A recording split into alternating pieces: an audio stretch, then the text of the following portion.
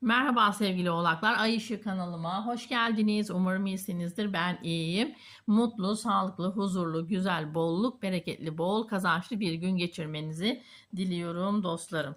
Evet arkadaşlar, sıçradı açtığımda sevinçli haberleriniz ve sevinç gözyaşlarınız çıktı.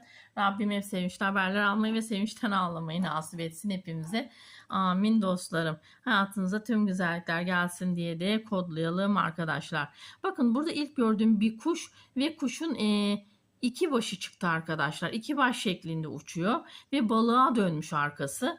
Resmen ve ortada da kurdeleli bir paket çıkmış ve kelebek gibi olmuş. Bu neyi anlatıyor bizlere?